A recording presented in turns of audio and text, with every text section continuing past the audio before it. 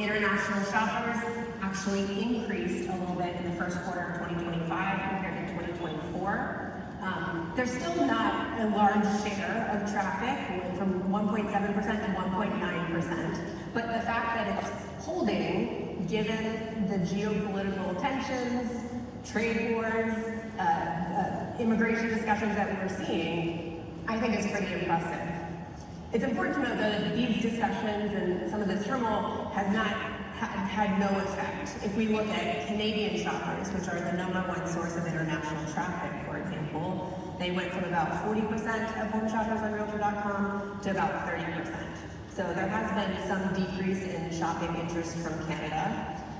But as you can see on this map, international shoppers are interested in real estate on both coasts and also in Texas. So the #1 markets continue to be on the coast. Miami, New York, Los Angeles, lots of other Florida markets are on there. But something that was interesting about our top 20 list this time is that we're seeing more interest in Texas real estate.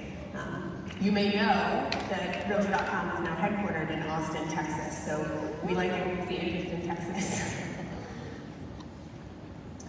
We heard a little bit about the Fed's predictions from Lawrence about what is ahead for economic growth. We, on a regular basis, ask consumers, so home shoppers on our site, what they are seeing and feeling about a recession, what they expect ahead. And it is interesting to note that we did see an uptick in the first quarter of 2025, since that red bar there. We saw more home shoppers on our site saying they expect a recession sometime within the next year. It's not at the high levels that we saw during the COVID pandemic, or even that next red bar there is where the Fed began tightening rates in 2022. So people then were much more concerned about a recession. But we did see an uptick relative to what we saw in 2024. So that does bear some watching. Might explain why some of your buyers may be a little bit hesitant if they're not feeling particularly secure in their job, for example. But just because people are expecting a recession doesn't necessarily spell bad things for the housing market. So that chart on the other side shows us what people say they'll do in response to a recession. Will they be more likely or less likely to buy a home? The majority of people say it's not going to have any effect on their home buying decision, but among those who say it would be affected, they're twice as likely to say they would be more likely to buy a home than not. And that's because they're looking for a break on those home prices that don't stop rising, and potentially mortgage rates as well. So Lawrence showed a very similar chart. We all know this. The cost of buying a home with mortgage rates where they are today, home prices where they are today, is basically double where it was 5 years ago. We've seen some flattening out. Our data actually shows a 1% decline in the cost of purchase in April, but that doesn't change the fact that over the last 5 years, it's gotten much more expensive to buy a home. One of the reasons it's gotten more expensive is basic supply and demand. We still don't have a lot of homes on the market that are for sale. So in these charts, each color represents a different year. The brown is for 2025, and you can see that brown line for active listings is improving over 2024, which is in the pink. So it's moving up the chart. We're seeing more homes on the market for sale, up by about 30% compared to last year, so it's a pretty sizable improvement. We're catching up. We did surpass 2020 levels, so we're catching up, but we're still below where we were before the pandemic.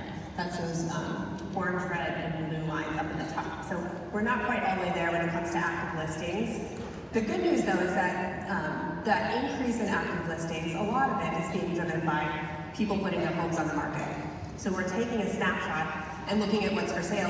It can be because more sellers are listing their homes, or it could be because buyers are feeling a little bit hesitant and aren't buying what's there. We do see an increase about 9% year over year in more sellers listing their homes.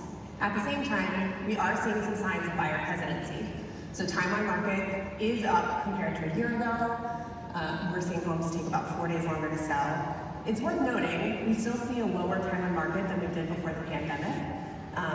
So we're up from last year, but still down relative to pre-pandemic. So depending on how recently some of your clients have sold a home or bought a home, they might need to have their expectations adjusted. It's also worth noting that this total listing count, that includes both actives and pendings, is also up, but not quite as much as the active listing count. So we're seeing a little bit of sluggishness on the pending home sales, And I'm sure this matches many of your experiences in the market where pending home sales continue to be a little bit sluggish. But we are seeing some progress, even if it is slow. Now let's talk about prices rising. We see a similar thing in asking prices. So we focus more on the prices that sellers are listing for rather than what they're necessarily selling for. And sellers have been continuing to push prices up, but not by much. They've been essentially flat for the last couple of years. You can see that brown line is very close to the pink and purple lines from the prior 2 years. Relatively flat from the listing price side, but we do see more price reductions. In fact, the April data shows that price reductions were up 2.5% compared to a year ago, and that is the highest that we've seen for price reductions in this season. So some sellers are perhaps getting a little bit, what's the right word? I think they're overreaching a little bit, and if they overreach, the market gives them this feedback that their home doesn't sell, and they have to make an adjustment. But even in accounting for those adjustments, we're still seeing that prices have remained relatively flat. And so if you're having a discussion with a seller who's maybe not eager to price the way that you want them to price their home, or that you find that their home should be priced at, maybe some of this information can be helpful to you in your discussions. Now, a lot of the data that I've shown so far has been national level data, but as we know, real estate is local. And when we look at active listing growth by region, we see very different trends. Similar to what Lawrence has shown on the slide, I've got the year-over-year trends, and then I've also got the compared to pre-pandemic, roughly 5 years ago. What's interesting in this case, the year-over-year momentum actually lines up very well with the pre-pandemic momentum. So the regions where we're seeing the most inventory growth are in the South and the West, which also happen to be the regions that have actually recovered since before the pandemic. And those regions are where we've seen the most home building. So we know that home building can help unlock and free up some of the inventory in the housing market. It's incredibly important.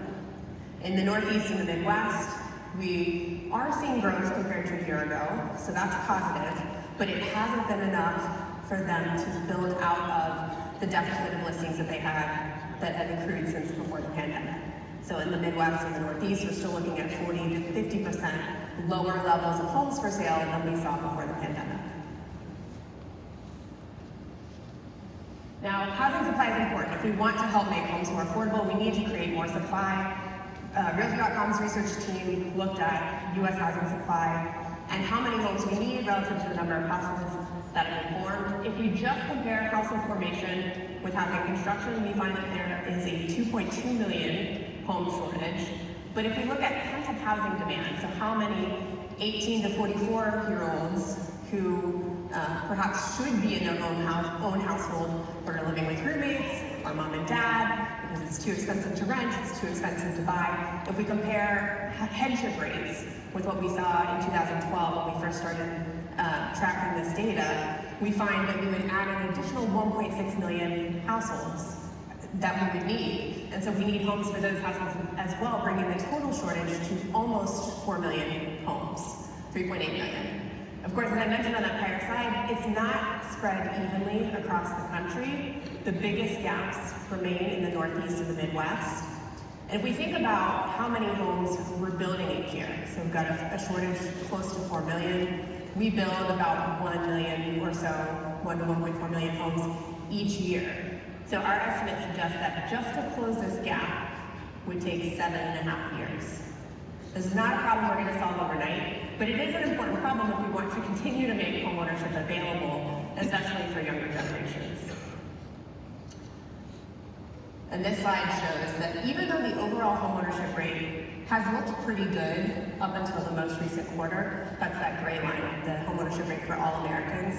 If we look at the younger generations, younger age groups, those who are under 35 in black or 35 to 44 in red, we see that that homeownership gap has opened up, and you can see, even before we see in the overall number, a decline in homeownership rates more recently. So this is telling us what I know you guys see every day, that homeownership has become really hard for those younger generations.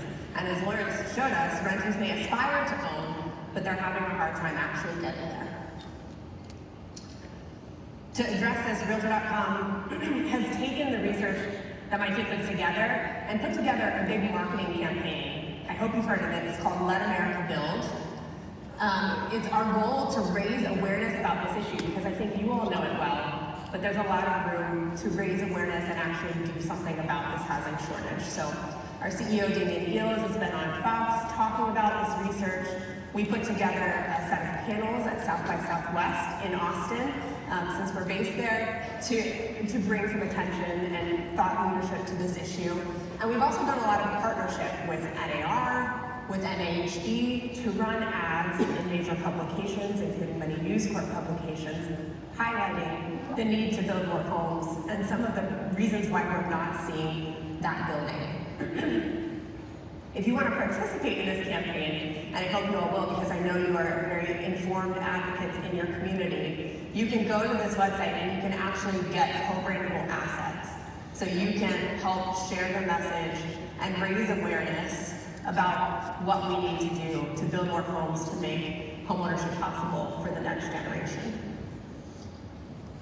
It's not just about building more homes. This is joint research that we did with the National Association of Realtors research team, looking at what price those homes need to be in order for young people to afford to buy them, or really in order for anyone to afford to buy them, but especially young people. And what we found is that a lot of those homes need to be priced at $250,000 or below.